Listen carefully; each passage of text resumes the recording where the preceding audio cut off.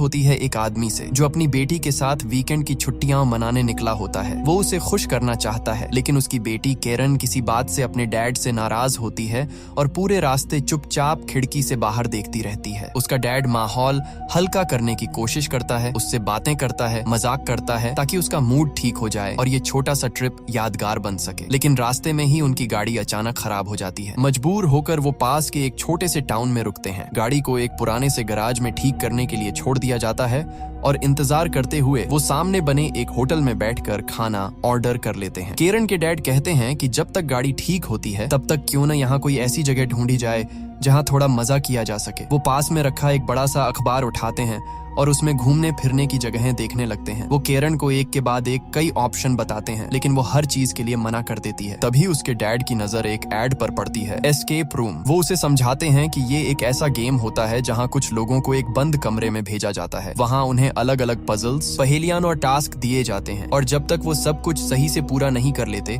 तब तक उन्हें बाहर निकलने नहीं दिया जाता। ये सुनते ही केरन की आंखों में हल्की सी चमक आ जाती है। वो कहती है कि उसके दोस्तों ने भी ऐसा गेम खेला है और उन्हें बहुत मजा आया था, इसलिए वो भी ट्राई करना चाहती है। उसके डैड तुरंत वेटरस को बुलाते हैं और एस्केप रूम के बारे में पूछते हैं। वेटरस एक पल के लिए गंभीर हो जाती है और कहती है, वहाँ मत जाइए, जो भी वहाँ गया है वो वापस नहीं आया। ये सुनकर दोनों एक दूसरे की तरफ घबरा कर देखते हैं। माहौल अचानक भारी हो जाता है। फिर अगले ही पल वेटरस हंस पड़ती है और कहती है कि वो मजाक कर रही थी, वहाँ बहुत मजा आता है और लोग एंजॉय करते हैं। ये सुनकर दोनों थोड़ा रिलैक्स हो जाते हैं और एस्केप रूम जाने का फैसला कर लेते हैं। इसी बीच केरन वॉशरूम जाती है क्योंकि उसके कपड़ों पर कुछ गिर गया होता है। जैसे ही वो अंदर जाती है अचानक लाइट्स झपकने लगती हैं। पूरा वॉशरूम एक अजीब सी खामोशी में डूब जाता है। तभी उसे बगल वाले केबिन से कुछ अजीब सी आवाजें सुनाई देती हैं, जैसे कोई अंदर से दरवाजा खोलने की कोशिश कर रहा हो। केरन का दिल जोर जोर से धड़कने लगता है। डर के मारे वो धीरे धीरे उस केबिन की तरफ बढ़ती है और दरवाजा खोलने ही वाली होती है कि उसी वक्त उसी केबिन से वेटरस बाहर निकल आती है। अगले ही पल केरन के डैड उसे आवाज लगाते हैं और वो जल्दी से वहां से निकल जाती है, लेकिन उसके मन में बैठ चुका वो अजीब सा डर अब आसानी से जाने वाला नहीं था। फिर वो लोग एक रेंट की हुई गाड़ी लेकर उस जगह पहुंचते हैं जहां एस्केप रूम बना होता है। रास्ता जैसे जैसे आगे बढ़ता है आसपास की रौनक खत्म होती जाती है। आखिर में वो एक ऐसी जगह पहुंचते हैं जहां दूर दूर तक सन्नाटा होता है। सामने खड़ी बिल्डिंग देखकर ही अजीब सा एहसास होने लगता है। दीवारों पर पुरानी दरारें, उखड़ी हुई पेंट और ऐसा लगता है जैसे इस इमारत ने बहुत कुछ देखा हो। वो अंदर जाते हैं। केरन के डैड जोर से आवाज लगाते हैं, कोई है यहाँ? कुछ सेकंड की खामोशी के बाद सामने से एक लड़की निकलती है और हल्की सी मुस्कान के साथ कहती है, वेलकम, मैं इस गेम की होस्ट हूँ। वो उन्हें अंदर एक कमरे में ले जाती है। वहाँ पहले से ही 3 और लोग बैठे होते हैं जो इस गेम में हिस्सा लेने आए थे। एक लड़की अपना इंट्रो देती है, मेरा नाम मेलनी है और मैं अपने हस्बैंड के साथ आई हूँ। वो आना नहीं चाहते थे, लेकिन मैं जिद करके उन्हें यहाँ लाई हूँ। वहीं एक और लड़का होता है जो बताता है कि वो डॉक्टर है। थोड़ी देर बाद होस्ट सबके लिए एक अजीब सी चाय लेकर आती है। उस चाय से तेज भाप निकल रही होती है और उसकी खुशबू भी कुछ अलग सी होती है। केरन के डैड को इसमें कुछ ठीक नहीं लगता, इसलिए वो पहले सोचते हैं और केरन को भी पीने से रोक देते हैं। लेकिन जब देखते हैं कि बाकी सब आराम से पी रहे हैं तो आखिरकार वो भी पी लेते हैं। इसके बाद होस्ट कुछ एग्रीमेंट पेपर्स उनके सामने रख देती है और साइन करने को कहती है। उसमें लिखा होता है कि ये सब लोग अपनी मर्जी से यहाँ आए हैं और अगर किसी के साथ कोई हादसा होता है तो उसकी जिम्मेदारी खुद उनकी होगी। साइन होते ही वो सबके मोबाइल अपने पास रख लेती है और बताती है कि ये गेम का नियम है, कोई भी बाहर किसी से कांटेक्ट नहीं करेगा और न ही यहाँ की कोई वीडियो बनाएगा। फिर वो प्रोजेक्टर ऑन करती है और एक वीडियो चलाती है। वीडियो में एक इन्वेंटर के बारे में बताया जाता है जो अजीब अजीब एक्सपेरिमेंट करके अलग अलग चीजें बनाता था। उसी ने ये रहस्यमयी घर बनाया था, लेकिन उसके बाद से ही इस घर में अजीब घटनाएं होने लगी। कुछ लोग इस रहस्य को समझने यहाँ आए थे, लेकिन वो सब यहीं फंस गए और फिर ऐसे गायब हुए कि उनका कभी कोई पता नहीं चला। इसके बाद होस्ट उन्हें गेम के नियम समझाती है। हर कमरे का दरवाजा तभी खुलेगा जब उस कमरे की चाबी मिलेगी। हर चाबी उसी कमरे में छुपी होगी और उसे पाने के लिए पजल्स और पहेलियां सुलझानी होंगी। पूरे गेम के लिए सिर्फ 1 घंटे का समय होगा। अगर किसी को लगे कि वो मानसिक दबाव सहन नहीं कर पा रहा और सब कुछ बहुत ज्यादा हो रहा है तो वो सिर्फ वीक अप बोले और उसे बाहर निकाल लिया जाएगा। इतना कहते ही अचानक लाइट्स बंद हो जाती हैं। कुछ पल बाद मेलनी पास पड़ी एक छोटी लाइट जला देती है, लेकिन तब तक होस्ट वहां से गायब हो चुकी होती है। अगले ही पल कमरे के सारे दरवाजे अपने आप बंद हो जाते हैं। अब सबके चेहरे पर घबराहट साफ दिखाई देने लगती है। वो फौरन उठकर चारों तरफ देखने लगते हैं, हर कोना, हर शेल्फ, हर पुरानी चीज को ध्यान से देखने लगते हैं कि शायद कहीं कोई इशारा मिल जाए जो चाबी तक पहुंचाए। कमरे में हर तरफ अजीब अजीब पुराने और कीमती सामान रखे होते हैं। मेलनी का हस्बैंड बेचैन होकर कहता है, हम किस मुसीबत में फंस गए हैं, पता नहीं यहाँ से कब छुटकारा मिलेगा। मेलनी उसे समझाती है, सिर्फ 1 घंटे की बात है, ज्यादा मत सोचो, जल्दी करो और दिमाग लगाओ, तभी हम यहाँ से निकल पाएंगे। अब कमरे की तलाशी लेते हुए केरन को एक पुरानी सी टेप मिलती है। डॉक्टर उसे चलाता है और उसमें एक अजीब सा गाना बजने लगता है जिसमें अलग अलग जानवरों के नाम लिए जा रहे होते हैं। गाने को ध्यान से सुनते हुए वो सब कमरे में ढूंढना शुरू करते हैं। थोड़ी देर में उन्हें अलग अलग जानवरों के मास्क मिलते हैं। केरन गाने में बताए गए क्रम के हिसाब से उन मास्क को अलग अलग जगहों पर सजाती है। जैसे ही आखिरी मास्क अपनी सही जगह पर रखा जाता है, दीवार में बनी एक छोटी सी खिड़की अपने आप खुल जाती है। उसके अंदर एक तिजोरी रखी होती है जिस पर नंबर वाला लॉक लगा होता है। अब अगला काम उन नंबरों को ढूंढना था जिनसे ये तिजोरी खुले। इसी बीच मेलनी का हस्बैंड सांप वाला मास्क उठाकर अपने चेहरे पर लगा लेता है। कुछ ही सेकंड में उसके हाथ में अजीब सी हरकत महसूस होने लगती है। वो देखता है कि उसकी त्वचा के नीचे छोटे छोटे सांप जैसे कुछ हिल रहे हैं। पास ही उसे एक औरत की परछाई खड़ी दिखाई देती है। ये देखकर उसके होश उड़ जाते हैं। वो घबराकर मास्क उतार देता है और कांपती आवाज में कहता है कि चाय में कुछ मिला हुआ था और जो चीजें वो देख रहा है वो नॉर्मल नहीं है। डॉक्टर उसे समझाता है कि ये जगह ही ऐसी है, दिमाग पर असर डालने के लिए सब कुछ प्लान किया गया है। वो पास पड़ा एक लैंप उठाकर जला देता है। लाइट जलते ही मास्क पर लिखे कुछ नंबर चमकने लगते हैं। अब सब समझ जाते हैं। वो नंबर तिजोरी के लॉक में डालते हैं और तिजोरी तुरंत खुल जाती है। अंदर से एक चाबी मिलती है। चाबी से दरवाजा खुलते ही वो अगले कमरे में पहुंच जाते हैं।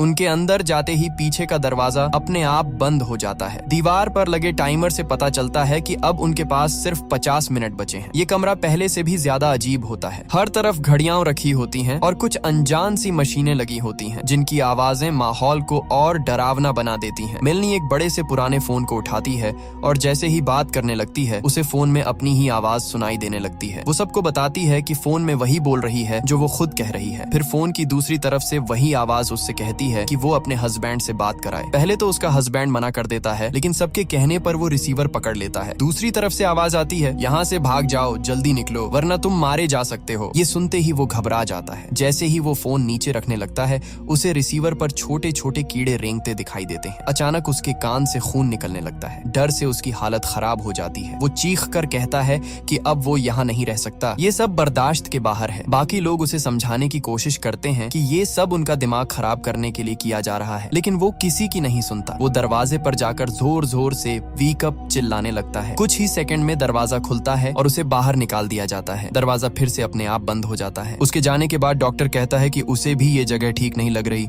और उसे भी बाहर निकल जाना चाहिए, लेकिन मेलनी उसे रोकती है और कहती है कि ये सिर्फ एक गेम है, जैसे ही पूरा होगा वो सब यहाँ से निकल जाएंगे। इसी दौरान केरन के डैड की नजर एक पुराने टाइपराइटर पर पड़ती है। वो सबको उसके बारे में बताते हैं। तभी केरन देखती है कि एक घड़ी बंद पड़ी है और उस पर समय रुका हुआ है 10:12। वो पास रखे रेडियो पर उसी टाइम की फ्रीक्वेंसी सेट करती है। रेडियो से एक बूढ़े आदमी की अंग्रेजी आवाज सुनाई देती है। जो कुछ भी वो बोलता है केरन के डैड उसे टाइपराइटर पर टाइप करने लगते हैं। थोड़ी देर में एक लाइन टाइप होकर सामने आती है जिसका मतलब होता है 11:55। अब केरन उसी समय को उस रुकी हुई घड़ी में सेट कर देती है, यानी 12 बजने से ठीक 5 मिनट पहले। घड़ी में सही समय सेट करते ही उनकी पहली पहेली पूरी हो जाती है और कहीं से एक चाबी गिरती है। वो सब उस चाबी से कमरे के अलग अलग दरवाजे खोलने की कोशिश करते हैं। किसी दरवाजे का लॉक तो नहीं खुलता, लेकिन एक स्टोर रूम जैसी अलमारी का ताला खुल जाता है। जैसे ही दरवाजा खुलता है अंदर से तेज और सड़ी हुई बदबू बाहर फैल जाती है। भीतर कपड़े टंगे होते हैं, लेकिन माहौल इतना खराब होता है कि वहाँ रुकना मुश्किल लगने लगता है। केरन आगे बढ़कर अलमारी के अंदर झांकती है। तभी अचानक कोई उसका हाथ पकड़ लेता है। वो घबरा जाती है, लेकिन सामने वही गेम होस्ट खड़ी होती है। उसकी हालत बहुत खराब होती है। उसके पेट में चाकू घुसा हुआ होता है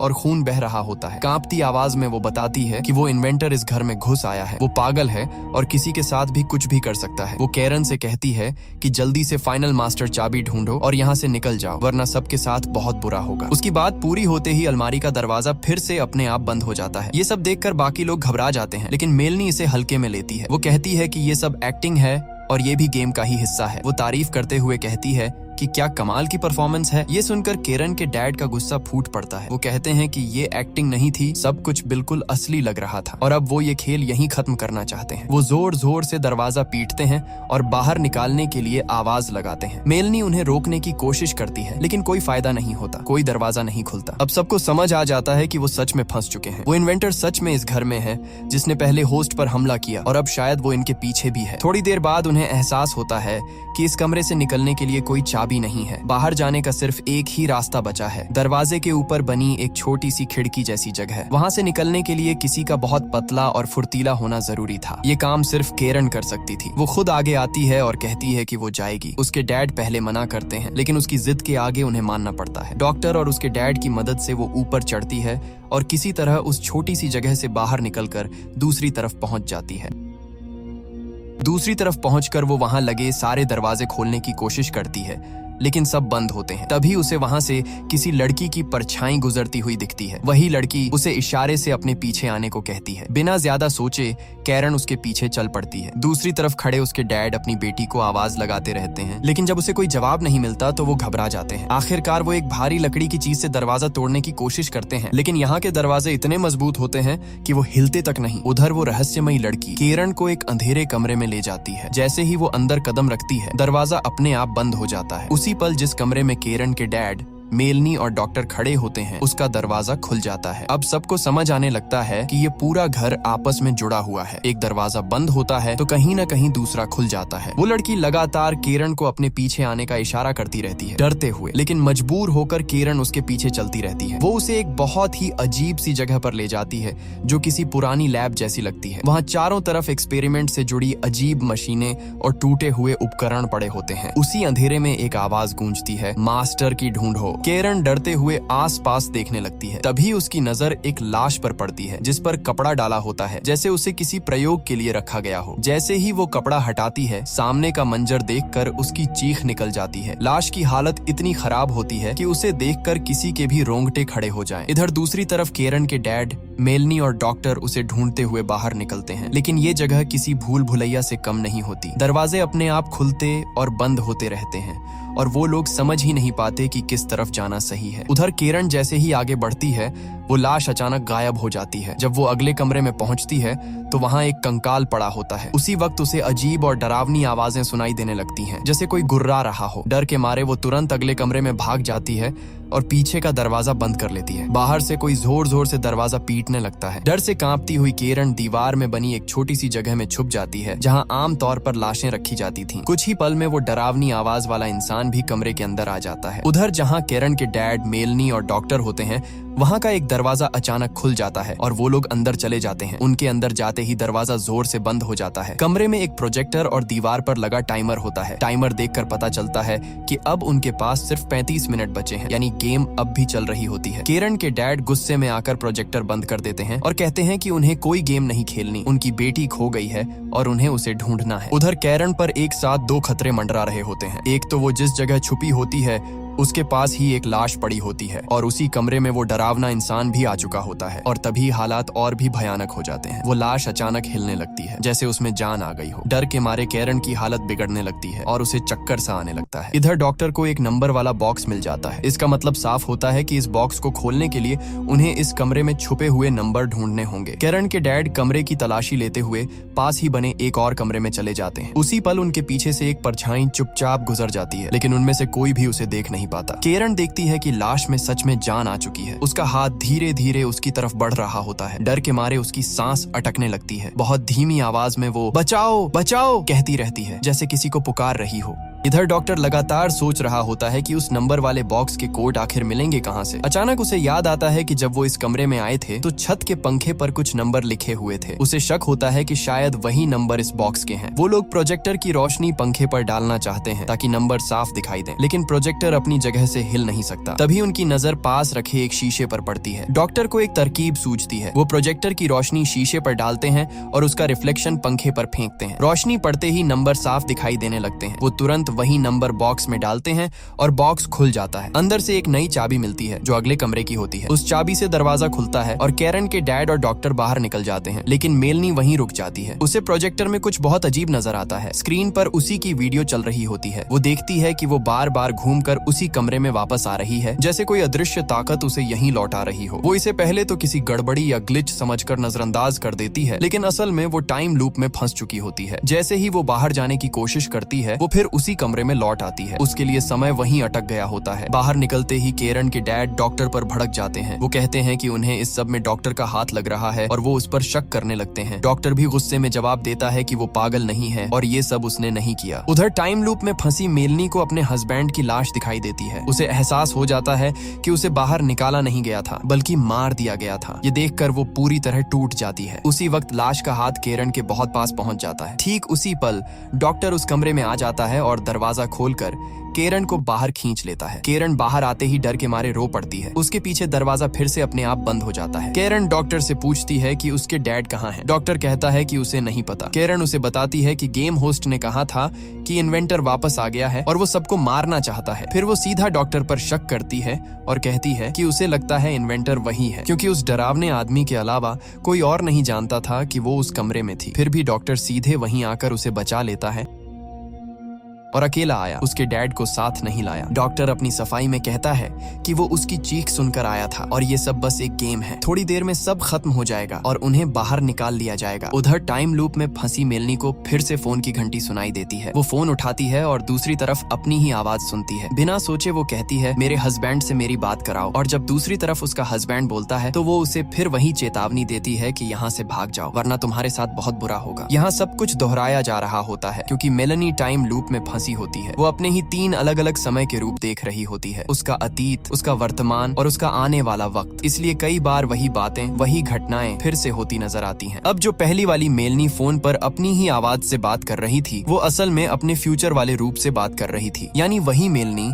जो अब इस समय वहाँ फंसी हुई थी। वो सब कुछ पहले ही झेल चुकी थी, इसलिए अपने हस्बैंड को भाग जाने की चेतावनी दे रही थी। लेकिन अब वही फ्यूचर उसका प्रेजेंट बन चुका था और मेलनी इस टाइम लूप में हमेशा के लिए कैद हो चुकी थी। उसी अंधेरी जगह पर उसे फिर से किसी की मौजूदगी का एहसास होने लगता है। दीवारों से आती अजीब सी आवाजें उसे और बेचैन कर देती हैं। डर के मारे वो वहां पड़ी एक लकड़ी की सीढ़ी पर चढ़कर भागने की कोशिश करती है, लेकिन अचानक सीढ़ी का एक हिस्सा टूट जाता है। मेलनी फिसलकर नीचे गिरती है। नीचे रखी टेबल पर पड़ा एक कट्टर उसके सिर में घुस जाता है। उसका सिर फट जाता है और वहीं उसकी दर्दनाक मौत हो जाती है। इधर कैरन और डॉक्टर बाहर निकलने का रास्ता ढूंढ रहे होते हैं। कैरन को टेबल पर कुछ कागज मिलते हैं। उनमें से एक पर लिखा होता है, ऑब्जेक्ट पेट के अंदर है, यानी जिस चीज की उन्हें तलाश थी वो किसी के पेट में छुपी थी। थोड़ी खोजबीन के बाद डॉक्टर को एक छोटी सी सुरंग दिखाई देती है जिसके ऊपर ताला लगा होता है। अब उन्हें उसकी चाबी चाहिए होती है। डॉक्टर की नजर कमरे में लगे कमोड पर पड़ती है। उसे शक होता है कि चाबी वहीं छुपी है। वो कहता है कि यहाँ के लोग कितने गंदे रहे होंगे, इससे कुछ भी उम्मीद की जा सकती है। वो हिम्मत करके कमोड के अंदर हाथ डालता है, लेकिन अचानक उसका हाथ किसी कटे हुए हाथ से टकराता है। डर के मारे वो तुरंत हाथ बाहर खींच लेता है और पीछे हट जाता है। अब कैरन खुद आगे बढ़ती है। वो हिम्मत करके अंदर हाथ डालती है